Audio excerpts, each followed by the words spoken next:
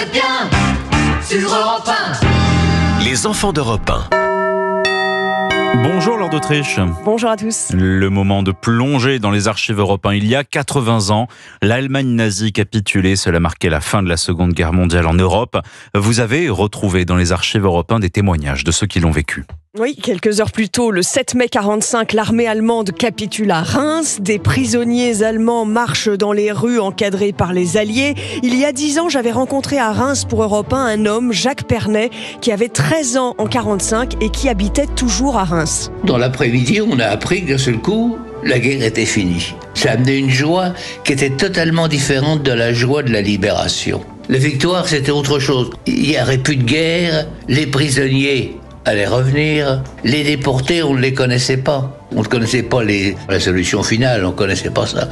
Alors donc, c'était la joie. Et enfin, on allait pouvoir manger. Mais il y aura des tickets de rationnement jusqu'en 1949. En tout cas, en mai 1945, la signature de la capitulation allemande se déroule à Reims, dans la salle des cartes. Devant les caméras, le général américain Eisenhower fait le V de la victoire avec les stylos utilisés pour la signature. Et une autre forme de vie arrive avec les Américains. Les chewing-gums, les barres de chocolat, les cigarettes. Les Américains arrivant, ils amenaient des choses qu'on ne connaissait pas du tout. La joie, tout le monde rigolait, tout le monde était... Enfin, je sais qu'avec ma mère, on a cherché des tissus pour faire des drapeaux, des choses comme ça. Enfin, on avait fait gagner la guerre. Et Claude Fouché, lui, avait 11 ans en 1945. Il était à Paris au moment de la victoire. Témoignage sur Europe 1 en 2014. Vous vous souvenez de quoi ?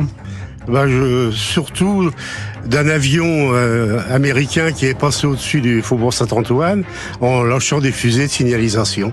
Et aussitôt, la rumeur s'est répandue. On pouvait considérer que la guerre en Europe était terminée. Et si dans les journaux, au mois de mai 1945, on parle du retour des prisonniers ou de l'épuration, les sujets qui hantent les Français sont plus terre à terre. Ils veulent savoir s'ils auront assez de charbon. Cette matière première manque et le pays a un besoin vital de charbon pour se reconstruire.